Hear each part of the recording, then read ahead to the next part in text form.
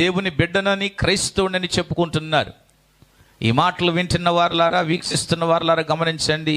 Jesus Christ is not a Christian, is not a Muslim, is not any other religion. యేసు ప్రభువారు క్రైస్తవుడు కాదో. యేసు ప్రభువారు అందరికీ ప్రభువు. అందరు కూడా మాట అందరికీ అంటే లోకములో ఉన్న వారందరికీ ప్రభువే, క్రైస్తవులకు మాత్రమే కాదు, లోకములో ఉన్న సకల మనుష్యులకు ఆయన ప్రభువై ఉన్నాడు. కనుక ఆ ప్రభువుని మనము వెంబడించాలి, వెంబడించేవారు కావాలి. క్రైస్తవులే క్రీస్తుని వెంబడిస్తారా? వారి కొరకే ప్రభు వచ్చాడా? బైబిల్ అలాగ చెప్పటం లేదే, నా బైబిల్ అలా బోధించటం లేదే. Christ is not a Christian, Christ is a son of God. యేసు ప్రభు వారు దైవ కుమారుడు. ఆయన ఈ లోకానికి తండ్రి చిత్తము చేయటానికి వచ్చాడు, అందుకే ఆయన పంపబడ్డాడు. ఈరోజు నీవు నేను ఆయన ద్వారా, ఆయన పోలికగా నిర్మించబడగలిగిన ఉద్దేశం ఏంటంటే, భూమి మీద నువ్వు జీవించినంత కాలము నీవు ఆయన చిత్తమును చేయుటకే నీవు నిర్మించబడ్డావు. అదే దేవుని దృష్టిలో నీ విషయంలో దేవుని చిత్తమై ఉన్నది. నా దేవుని మాట ఎండిన ఎముకలకైనా కూలిన శవానికైనా నా దేవుడు జీవమిచ్చువాడు. చెప్పలు కూడా దేవుని నాన్న మహిమపరచుదాం. He can do. ఆయన చేయగలడు. ఆమేన్, హల్లెలూయా. నీకు ఉద్యోగం దొరకదని నువ్వు అనుకుంటున్నావా? నా దేవుని మాట ఆస్వాదించా. నా దేవుడు నాకు ఇచ్చేవాడు. దేవుని బిడ్డలు నిలబడి చెప్పాలి, నా దేవుడు నా కొరకు చేస్తాడు, నా దేవుడు నా కొరకు ఈ కార్యం చేయవాడు, నేను ఇది పొందుకునేవాడునా. ఇది జీవపు మాటలో. ఆమేన్, హల్లెలూయా. విశ్వాసంతో చెప్తారా ఇప్పుడు ఈ మాట?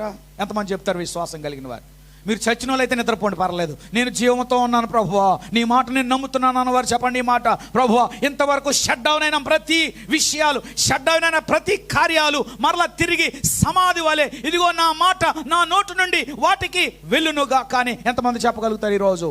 చెప్పండి. ఇప్పుడు మీ ముందు డెడ్గా ఉన్న పరిస్థితులు, ఈరోజు డెడ్గా ఉన్న ఆర్థిక పరిస్థితులు, ఈరోజు మీ ముందు కనబడుతున్న డెడ్గా ఉన్న వాటన్నిటితో కూడా వాక్యమును తీసి నమ్మి ఈ మాటను వాటిని పలకండే. హల్లెలూయా. పలుకుతారా? ఊహించని వాటి కంటే నా దేవుడు గొప్ప కార్యములు చేయువాడు.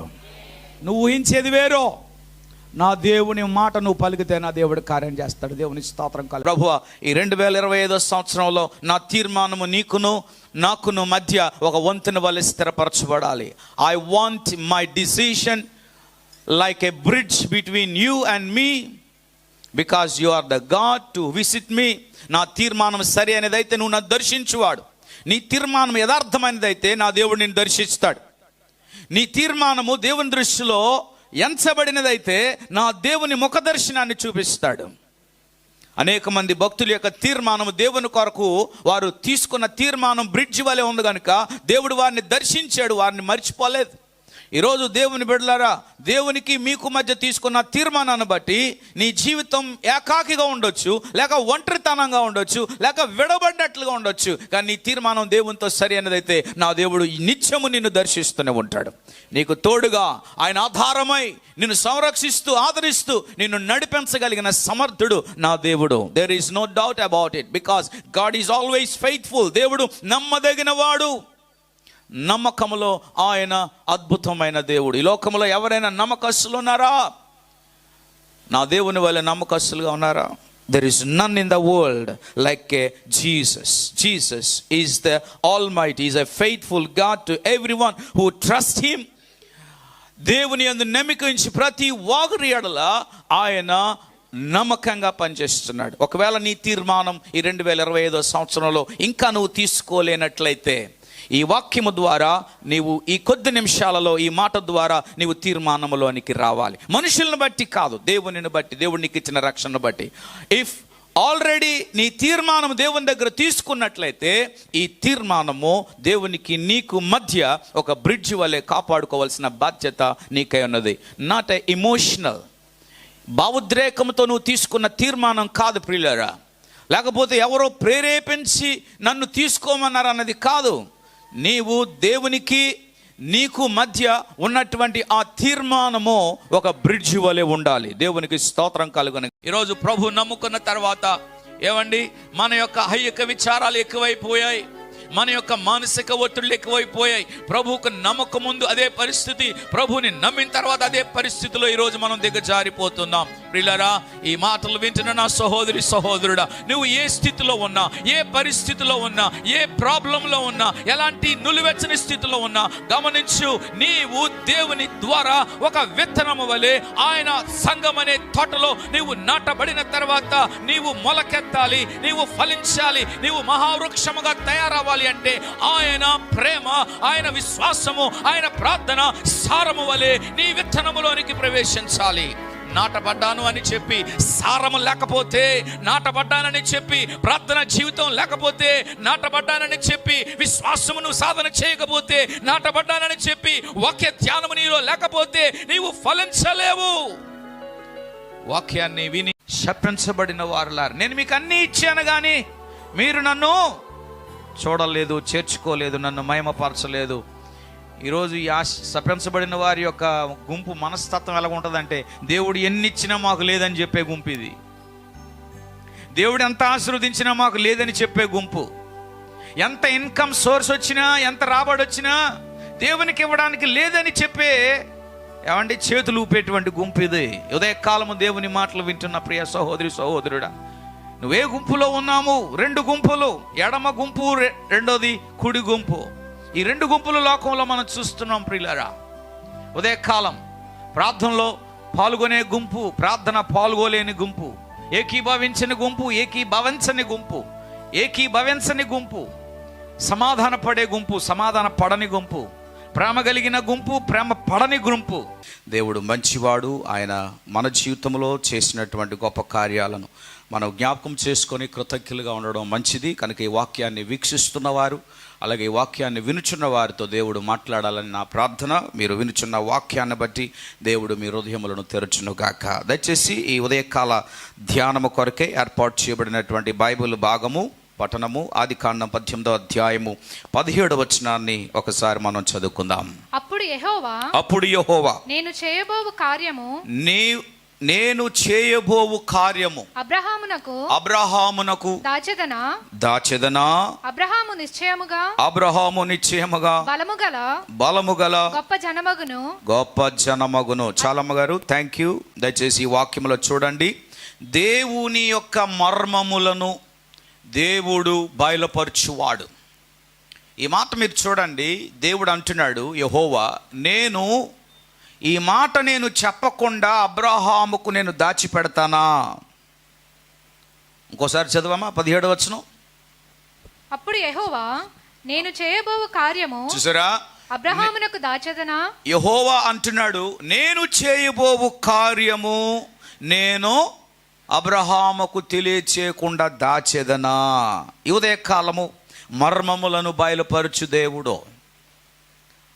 మనందరి విషయాలలో ఆయన ఒక అద్భుతమైన ఉద్దేశాలను కలిగి ఉన్నాడు. మన బాల్యము, మన యవన దశ, మన నడిప్రాయము, మన వృద్ధాప్యాయములో దేవుడు చేయబోయేటువంటి ఉద్దేశాలను ఆయన దాచే దేవుడు కాదు. దేవుడు ప్రేమించినప్పుడు తన కార్యాలను బయలుపరుస్తాడు. ఈరోజు నేను మీతో మాట్లాడబోయే అంశమేమనగా, దేవుని మర్మము ఎవరికి బయలుపరుచుతాడు? దేవుడు తన యొక్క ఉద్దేశాలను ఎవరికి బయలుపరుస్తాడు? ఈరోజు మనం సంవత్సరాల తరబడి ప్రభు సన్నిధికి వస్తున్నాం, సంవత్సరాల తరబడి దేవుని సన్నిధిలో ప్రార్థిస్తున్నాం. ఇంకా మన యొక్క భవిష్యత్తు విషయంలో, ఇంకా మన యొక్క కార్యాల విషయాల్లో ప్రశ్నార్థకంగా కనబడుతున్న ఘట్టాలు ఎన్నో మనం అనుభవిస్తూ ఉన్నాం. ఈ ఉదయకాలము అబ్రహాముకు దేవుడు యథార్థంగా ఒక అద్భుతమైన మాటను వెల్లడిపరుస్తున్నాడు. అబ్రహాము, ఇదిగో నేను నీ కొరకు చేయబోయే కార్యాన్ని నేను దాచను, అది నీకు బయలుపరచాలని ఆశపడుతున్నాను. ఈరోజు ఉదయకాలం ఈ మాటలు వింటున్న ప్రియులరా, మనం దేవునికి ప్రియులుగా ఉన్నప్పుడు, దేవునికి ఇష్టంగా బ్రతుకుతున్నప్పుడు, విశ్వాసంగా ఉన్నప్పుడు, ఆయన చెప్పింది మనం చేసినప్పుడు, ఆయన రక్షణ పొంది ఆయన విశ్వాసంలో కొనసాగిస్తున్నప్పుడు కూడా దేవుడు కూడా అబ్రహాముకు దాచకుండా ఎలాగ బయలుపరిచాడో మనకు కూడా ఆయన దాచకుండా బయలుపరచువాడు. నమ్మిన వారు దేవునికి గట్టిగా స్తోత్రం చెబుదాం. హల్లెలూయా, హల్లెలూయా. ప్రభువా, నాకు తెలియాలి నీవు నా కొరకు ఏం చేయనై ఉన్నావు. ఇలాంటి ఆలోచన, ద సీరియస్నెస్, నా జీవితంలో, నా కుటుంబ జీవితంలో నువ్వు చేయబోయేదాన్ని నేను తెలుసుకోవాలి అన్న ఆశ, అన్వేషణ ఈరోజు ప్రతి క్రైస్తవుల్లో, విశ్వాసులో ఉండాలి. ఏదో ఆచారంగా మూఢనమ్మకాలతో దేవుని సన్నిధికి వెళ్ళి ప్రార్థించి వెళ్ళిపోవడం అనేది కాదండి. దేవుని దగ్గరికి వెళ్తున్నాము అంటే నా దేవుడు నాకు బయలుపరచాలి. Because God is a almighty, all knowing God. దేవుడు సర్వమును ఎరిగినవాడు, నా భవిష్యత్తుని ఎరిగినవాడు, నా జీవితాన్ని ఎరిగినవాడు, నా కుటుంబాన్ని ఎరిగినవాడు. గనుక రేపటి కాలములో లేక రాబోతున్న కాలములో నేను ఏం చేయబోతున్నానో ఆయన నా కొరకు దాచి ఉంచిన ఆ మేలును ఆయన బయలుపరచకపోతే ఇంకెవరు బయలుపరుస్తారు? God is not A సూత్ Sawyer. దేవుడు జ్యోతిష్కుడు కాదు. గాడ్ ఈజ్ నాట్ ఏ హెరిస్కోప్, లేకపోతే జాతకాలు లేక జ్యోతిషాలు చెప్పేవాడు కాదు. దేవుడు ఉన్నది ఉన్నట్టుగా చెప్పే దేవుడు. అబ్రహాము నమ్మకంగా దేవుని సన్నిధిలో అగుపడ్డాడు కనుక ఈ మాట బయలుపరుస్తున్నాడు. ఇది నేను చాలా ఇష్టపడుతున్నాను ఈ మాట. దేవుడు అంటున్నాడు, నేను అబ్రహాముకు చేయబోయే పనిని, కార్యాన్ని నేను దాస్తానా అంటే ఎంత ఎంత యథార్థముగా అబ్రహాముకు దేవుడు కనపరుచుకుంటున్నాడో. You know, if God wants us to be fruitful or sincere, యథార్థవంతులుగా ఉన్నప్పుడు యథార్థంగా ఆయన కనపరుచుకుంటాడు. ప్రియులారా, చూడండి, ఈ భాగాన్ని మనము క్లుప్తంగా మనం నేర్చుకోబోతున్నాం. ఏంటంటే తెలుసా, సొదొమను దేవుడు చూచినప్పుడు, ఆ చరిత్రలోకి వెళ్తే సొదొమ అనే పట్టణము బహు ఘోరంగా దేవుని దృష్టిలో అగుపడుతుంది. అయితే దేవుడు అనుకున్నాడు దాన్ని నాశనం చేయాలి. I'm going to destroy the city of Sodom and Gomorrah. ఎందుకు ప్రభువా? ఈ విషయాన్ని ఎవరికి బయలుపరచాలి? To whom that I should reveal. లోకములో నాశనము రాబోయే ముందు ప్రవక్తలకు దేవుడు బయలుపరుస్తాడు. బైబిల్ గ్రంథంలో మీరు చూడండి, దానియేలు గ్రంథము, ప్రకటన గ్రంథములో మనం చూస్తే రాబో కాలములలో భూమి మీద జరగబోయే విపత్తుల గురించి, రాబోయే కాలంలో భూమి మీద జరగబోయేటువంటి మహమ్మారాల గురించి దేవుడు ముందుగానే ప్రస్తావించాడు. సూర్యుని గురించి, చంద్రుని గురించి, ఆకాశము గురించి, భూమి మీద ఉన్నటువంటి సకల జీవరాశుల గురించి, సముద్రముల గురించి, ప్రకృతి గురించి, అవి ఏం చేయబోతా ఉన్నాయో, ఏం జరగబోతా ఉన్నాయో దేవుడు ముందుగానే బయలుపరిచాడు. ఈ విషయాలను దేవుని బిడ్డలు తన యొక్క ప్రియులకు దేవుడు బయలుపరుస్తున్నాడు కనుక ఆయన మర్మములను ఆయన బయలుపరచు దేవుడు. మన విషయంలో దేవుడు అనేకమైన మర్మాలను కలిగి ఉన్నాడు. God has so many hidden things about us. ప్రభువా, నా గురించి నువ్వేం కలిగి ఉన్నావయ్యా? I want to know myself. నేను తెలుసుకోవాలి. ఈరోజు ప్రతి ఒక్కరికి కూడా ఈ సీరియస్నెస్ ఉండాలి. నా బ్రతుకు ఇలాగే ఉండకూడదయ్యా, నేను ఈ గరీబ్గా నేను ఉండకూడదయ్యా, ఈ దరిద్ర జీవితం కాదయ్యా నాది. సంథింగ్ న్యూ, నేను ఒక నూతనత్వంలోనికి వెళ్ళాలి. I need to promote my self. నన్ను నేను ఒక మరొక లెవెల్కి నేను వెళ్ళాలి. నా భర్త, నేను, నా కుటుంబం, నా పిల్లలు, అయ్యో నువ్వు నాకు ఇచ్చిన ప్రభువా బ్యూటిఫుల్ ఎవ్రీథింగ్, నేను మరొక లెవెల్లోకి వెళ్ళాలి. దీని విషయంలో నా ఆలోచనలు వేరు, దీని విషయంలో నా మనుషుల ఆలోచనలు వేరు, కానీ నీ ఆలోచనలు వేరు. ఇది దేవుని బిడ్డలు గ్రహించాలి. ఎవరు గ్రహిస్తారు? నేను చాలాసార్లు చెప్తా ఉంటాను, దేవునికి ప్రార్థించే వారందరూ కూడా భౌతిక సంబంధమైన బెనిఫిట్స్ కొరకే ప్రార్థిస్తున్నారు. నాకు ఎలాగైపోవాలి, అలాగైపోవాలి, నా కూతురికి మ్యారేజ్ అయిపోవాలి, నా కొడుక్కి ఉద్యోగం చేయాలి, నా ఆరోగ్యం బాగుపడిపోవాలి, నాకు అన్నీ మంచిగా చేయాలి. కనుక ప్రభువా ప్రభువా ప్రభువా, వాక్యం చెప్తుంది, ప్రభువా ప్రభువా అని పిలిచేవారు దేవుని చిత్తము చేయవారే. దేవుని చిత్తం ఏంటో చెప్పమంటారా? దేవుణ్ణి ప్రేమించి, దేవుని మాటను విని గైకొని ఆయన మాట ప్రకారంగా బ్రతికేవారు, ఆరాధించేవారు. దేవుడు నీకు ఏమీ ఇవ్వకపోయినా నువ్వు ప్రార్థించేవాడుగా ఉంటే చాలు, నువ్వు దేవుని చిత్తాన్ని నెరవేరుస్తావు. ఆ పేద లాజరు దరిద్రుడు, ఏమీ లేదు, రిచ్నెస్ లేదు, క్లాత్స్ లేవు, గోల్డ్ లేదు, సిల్వర్ లేదు, ఆహారం లేదు, వసతి లేదు. He has nothing in the world, ఏమీ లేదు. కానీ దేవునికి మాత్రం ప్రార్థించాడు, దేవుని చిత్తాన్ని నెరవేర్చాడు. ఈరోజు మనకు అన్నీ కావాలి. ఏ ఒక్క దానిలో కొరత కనబడితే దేవుడా నువ్వు నాకు ఎందుకు ఇవ్వలేదని ప్రశ్నించే విధానం మంది. దేవుని చిత్తానికి భిన్నంగా, దేవుని యొక్క మాటకు భిన్నంగా మనం మాట్లాడతాం. అయ్యో మేము ప్రార్థనలకు వెళ్తున్నామండి, ఆరాధనకి వెళ్తున్నామండి, దశమ భాగాలు ఇస్తున్నామండి, ఇది చేస్తున్నామండి, ఇంకా దేవుడు మమ్మల్ని శిక్షిస్తున్నాడు. ఆ దేవుడికి ఏం లేదు, కనికరం లేదండి. ఏం చేసాం దేవుడా? ఈరోజు దేవుని మీద ఆరిపోసుకున్న వారు చాలామంది ఉన్నారు. నేను ఒక మాట చెప్తాను, చేస్తావేనండి. దేవుడు నీకు ఏది ఇచ్చినా ఇవ్వకపోయినా నువ్వు దేవుని స్తుతించుటయే దేవుని చిత్తము చేయుట. మీరు వారు దేవుని స్తోత్రం చెబుదామా? ఆమేన్. యోబు ఏమన్నాడు? యెహోవా ఇచ్చెను, అది దేవుని చిత్తం. ఈ నెల మనకి ఇన్కమ్ లేకపోయినా, ఖాళీ అయిపోయినా, ఏది జరిగినా ప్రభువా నీకు వందనాలు. నేను చాలాసార్లు చెప్తా ఉంటాను, మరొకసారి చెప్తాను. If God give you everything, if God is taken away from you, నువ్వన్నీ లాస్ అయిపోయినా, నీ దగ్గర ఉన్నదంతా పోయింది అనుకోండి, బ్యాంక్ బ్యాలెన్స్ జీరో అయిపోయింది అనుకోండి, వస్త్రం లేదనుకోండి, కుటుంబస్తులు అందరూ వెళ్ళిపోయారు అనుకోండి, గృహం పోయింది అనుకోండి, ఎవ్రీథింగ్ ఎంటీ ఎంటీ ఎంటీ, యోబులాగా నువ్వు ఎంటీ అయిపోయావు అనుకోండి, అప్పుడు దేవుని సన్నిధిలో కూర్చొని ఆరాధిస్తావా? ఎగ్గొట్టేస్తాం మనం ఆరాధన. ఏదో జరిగిందని, ఎవరో చచ్చిపోయారని, దేవుడు ఏదో మేలు చేయలేదని, ఏదో రోగం వచ్చిందని ఈరోజు మనం ఏమండి దేవుని మందిరానికి డుమ్మా కొట్టి, దేవుణ్ణి ఆరాధించడం డుమ్మా కొట్టి, ప్రార్థన చేయడం డుమ్మా కొడతా ఉంటాం. ఈరోజు ఏదైనా జరిగితే చాలు దాని అవకాశం తీసుకుంటాం. ఆల్ నైట్ ప్రార్థన అన్నారా పాస్టర్ గారు? వర్షం వచ్చినా బాగున్నాం. ఏ వర్షం దేనికి? ఏదో ఒక సాకు, ఏదో ఒక చిన్నది వస్తే చాలు అడ్వాంటేజ్ తీసుకుంటాం, దాన్ని అవకాశం తీసుకుంటాం. నేను ఒక మాట చెప్పమంటారా? ఎంతమంది దేవుని సన్నిధిలో సంఘ సభ్యులందరూ కూడా ప్రార్థిస్తున్నప్పుడు మీకు నిద్రపోవడానికి మీ మనస్సాక్షి అలా ఊరుకుంది? హలో, ఏ అమ్మా వింటున్నారా? లేదండి, అక్కడ ఆల్ నైట్ ప్రేయర్ చదువుతుండగానే మాకు మంచి నిద్ర పడుతుందండి. బయట అల్లకొల్లంగా ఉన్నప్పుడు వాడాడు భాగంలో ఎవరికి నిద్ర పట్టింది? ఆ వాడ నావికుడు వచ్చి ఏమన్నాడు? ఓయ్ నిద్రపోతా సుప్రియా, ఎన్ని ఆల్ నైట్ ప్రేయర్లు ఎగ్గొట్టావు ఈ సంవత్సరంలో? ఒక్క ఆల్ నైట్ ప్రేయర్ కానీ వచ్చావా? హలో, అంటే కొంతమంది పేర్లు నేను ఎందుకు తీసుకుంటానంటే వాళ్ళు ఏం ఫీల్ అవ్వరు కదా అని. ఒక్క బుల్లెట్ చాలా పెట్టలకి, అర్థమైందా? ఏమిటి సేము? ఎన్ని ఆల్ నైట్ ప్రేయర్లో ఉన్నాయి ఇక్కడ నువ్వు? 2024 ఆల్ నైట్ ప్రేయర్ ఒక్కరోజైనా ఉన్నావా? ఒక్క నెల అయినా ఉన్నావా?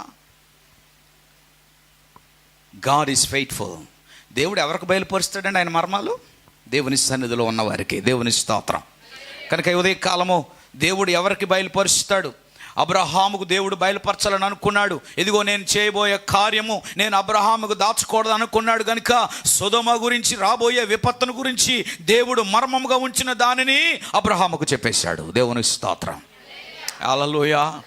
ఈరోజు మనం దేవుని మర్మములను గ్రహించు వారంగా ఎదగాలి అంటే లోకములో ఉండడం కాదండి, దేవుడిచ్చిన అవకాశాలను ఉపయోగించుకోవాలి. ఆమేన్. రండి, ప్రార్థనకి వెళ్దాం రండి, కూడికకి వెళ్దాం రండి, ఉపవాసానికి వెళ్దాం రండి. దేవుడు ఏం బయలుపరుస్తాడో తెలియదు. ప్రతిరోజు God is every time is a revealer. ఆయన బయలుపరచువాడు.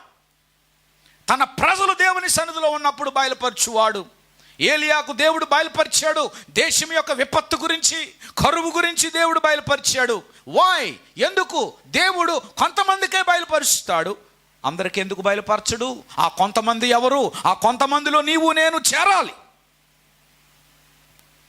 ఉదయ కాలము దేవుని సన్నిధిలో మనం జ్ఞాపకం చేసుకుందాం. ప్రభువా, మర్మములను బయలుపరచు దేవుడు, ఆ మర్మములను నేనే తెలుసుకోవాలి అన్న ఆలోచన, ఆసక్తి నీలో ఉంటే నా దేవుడు ఆ మర్మాలను నీకు తెలియజేస్తాడు.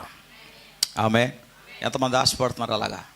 లేదండి మేము ఇలాగే నడుస్తామండి, మాకు అంతా బాగుందండి, మా ఇన్కమ్ బాగుందండి, అలాగే వెళ్తున్నామండి, రమ్మంటున్నారండి, వెళ్తున్నామండి, కూర్చుంటున్నామండి, వస్తున్నామండి. No, that is not. అది నులివెచ్చని స్థితి. వెలిగించబడాలి దేవుని ప్రజలు. దేవునికి మహిమ కలుగును గాక. ఆమేన్.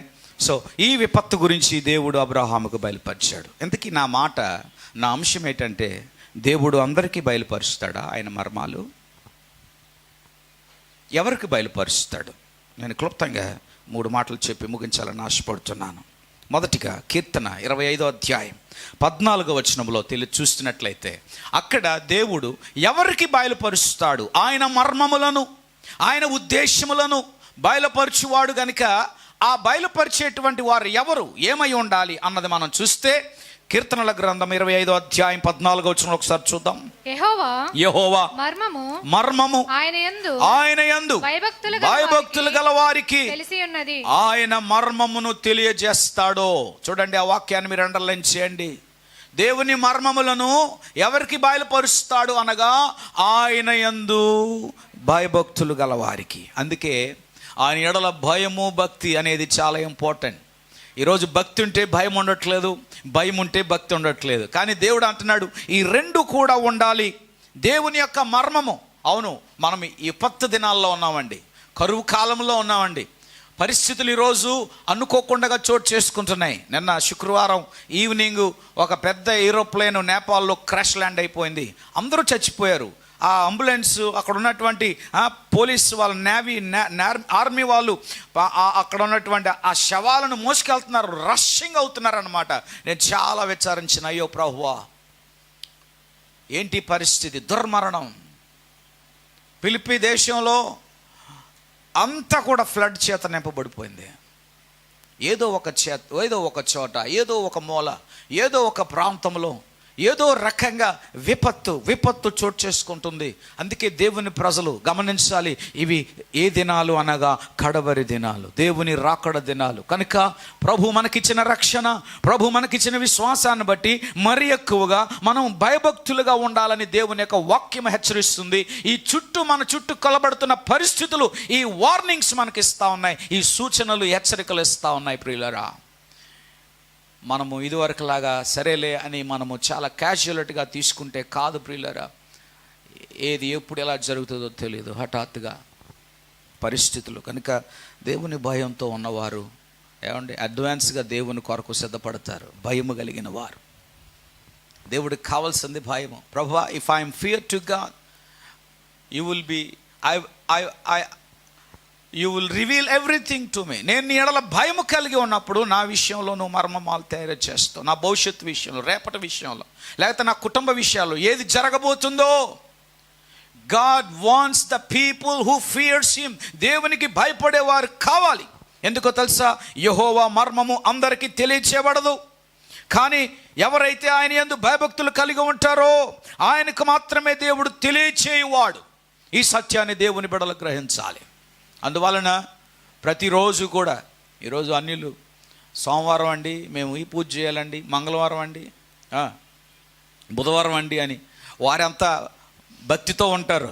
భయం కాదు, అది భక్తి.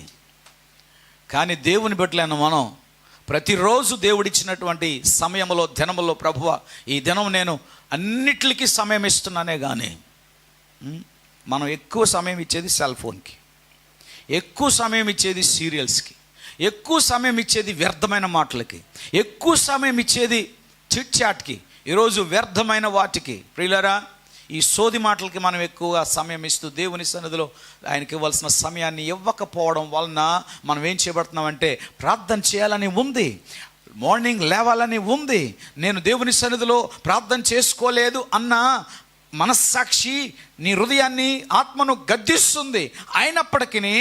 అయినప్పటికీ దానిని నీవు వెనక పెడుతున్నావు అంటే ఆత్మీయంగా నువ్వు దిగజారిపోతున్నావు అని అర్థం.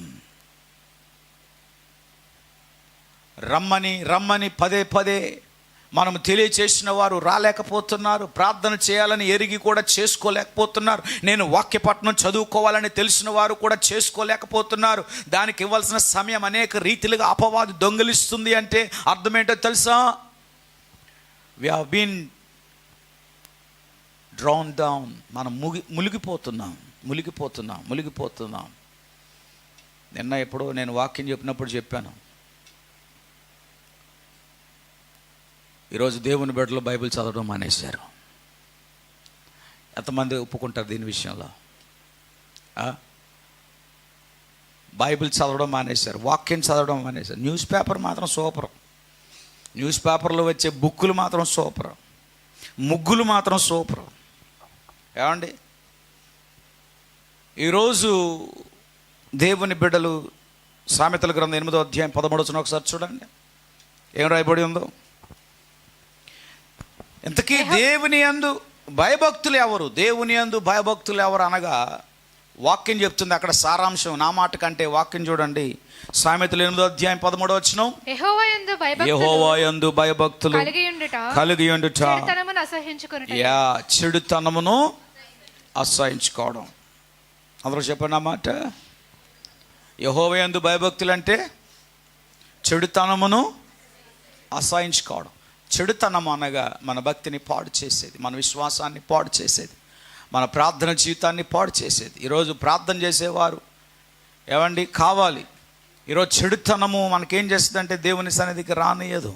చెడుతనము అనక దేవుని కొరకు, దేవుని పని కొరకు, దేవుని మార్గములలో నడవనీయక ఆటంకపరిచేవన్నీ కూడా చెడువే. ఈవెన్ టైం కూడా చెడిపోయిందే. అందుకే వాక్యం చెప్తుంది, దినములు చెడ్డవి గనుక సమయమును సద్వినియోగపరచకపోతే ఆ సమయమే మనలను చెరుపుతుంది. కనుక దేవుడు ఎవరికి మర్మములను బయలుపరుస్తాడు. అబ్రహాము దేవుని ఎడల భయభక్తులు కలిగి ఉన్నాడు కనుక రాబోయే విపత్తు గురించి అబ్రహాముకు దేవుడు తెలియచేశాడు. అబ్రహామా, ఇదిగో ఈ పట్టణంలో నీ కజన్ బ్రదర్, నీ బంధువు ఉన్నారు కనుక నేను నిన్ను బట్టి తనను బట్టి ఈ విషయాన్ని బయలుపరుస్తున్నాను. అప్పుడు అబ్రహాం అంటాడు, అయ్యా దయచేసి అక్కడ ఎంతమంది ఉంటే రక్షిస్తావా, అంతమంది ఉంటే రక్షిస్తావా, పోనీ ఒక్కడుంటే. ప్రార్థన చేసేవారికి ఈ భారం ఉంటుంది, భయభక్తులు కలిగిన వారికి భారం ఉంటుంది. మీకు తెలుసో తెలీదో, దేవుని మందిరానికి రాలేకపోతున్న కుటుంబాల విషయాల్లో అక్కడ ఉన్న సేవకుడు ఎంత భారం ఫీల్ అవుతూ ఉంటాడో, ఎంత వేదన ఫీల్ అవుతూ ఉంటాడు అన్నది మీకు తెలీదు. ఒకవేళ అలాంటి భారం మీరు ఫీల్ అవుతున్నారంటే ఆ బాధ మీకు అర్థమవుతుంది. ఇక్కడ కూర్చున్న ప్రతి ఒక్కరూ కూడా గ్రహించాలి, దేవుని పని అంటే ఏంటో, దేవుని పరిచర్య అంటే ఏంటో, దేవుడు మనకు అప్పగించిన పని విషయంలో మనం ఒక్కొక్కరు ఎంత బాధ్యత వహిస్తున్నాం అన్నది మీరు ఫీల్ అయితే నా దేవుడు మిమ్మల్ని వాడుకుంటాడు. నాకేం పర్వాలేదులే, పాస్ట్ గారు ఉన్నారు, నాకేం పర్వాలేదు, 4 3 5 ఉన్నారు, వాళ్ళు చూసుకుంటారు అని అంటే, if you don't feel that burden in your life you will never work for God. దేవుని కొరకు నువ్వు ఎప్పుడు పని చేయలేవు. దేవుని పని ఒకరిది కాదు, ఇద్దరిది కాదు, ముగ్గురిది కాదు, దేవుని పని అందరిది. అందరిది దేవుని పని అయినప్పుడు అందరూ కూడా దేవుని దృష్టిలో భయభక్తులు కలిగి ఉండాలి. ఆమేన్. ఇప్పుడు మీరు చెప్పండి, దేవుడు ఎవరికి మర్మాలు బయలుపరుస్తాడు? ఎవరికి బయలుపరుస్తారు? దేవుని యందు భయభక్తులు. భయభక్తులు అంటే కాలు చాపుకొని కూర్చోవడమా? చెప్పండి. భయభక్తులు అంటే ఎలాగా చెప్పండి? భయభక్తులు అంటే బైబిల్ లేకుండా దేవుని మందిరానికి రావడమా? భయభక్తులు అంటే ఎలాగా? ముసుగులు లేకుండా, నా హెయిర్ బాగుంది, నా పిన్నిలు బాగున్నాయి లేదే. భయభక్తులు అంటే ఏంటి? నా బ్యాగ్ చూడండి. భయభక్తులు అంటే ఏంటో చెప్పమంటారా? దేవుని వాక్యమును నువ్వు వినుచున్నప్పుడు నీ అంతరంగములో దానిని ఆస్వాదిస్తూ దేవుని మందిరములోనికి ప్రవేశించగానే నీవు మొకరెళ్ళి నీ 2 చేతులు జోడించి, ప్రభువా ఈ మందిరములో నేను రాగానే ఇదిగో నిన్ను ప్రార్థించుటకు యోగ్యురాలను కాదు, యోగ్యుడిని కానయ్యా, ఆ సుంకరి వలె దేవుని సన్నిధిని నువ్వు గ్రహిస్తావు. You will able to understand the presence of God the moment when you enter. దేవుని సన్నిధిలోకి రాగానే వాళ్ళు వచ్చారా, వీళ్ళు వచ్చారా, వాళ్ళు కళ్ళు మూసుకున్నారా, వీళ్ళు కళ్ళు మూసుకోలేదా, వాళ్ళు ఎందుకు ఇక్కడ ఉన్నారు, వాళ్ళు ఎందుకు అక్కడ ఉన్నారు, వెనకాతలు వచ్చారా, ముందోళ్ళు వచ్చారా, నా ప్రత్యర్థులు వచ్చారా, నా అభిమానులు వచ్చారా, నాకు ఇష్టమైన వారు వచ్చారా. స్టాప్. ఇది కాదు భయభక్తులు. భయము భక్తి టువర్డ్స్ గాడ్, దేవుని ఎడల. దేవుని స్తోత్రం.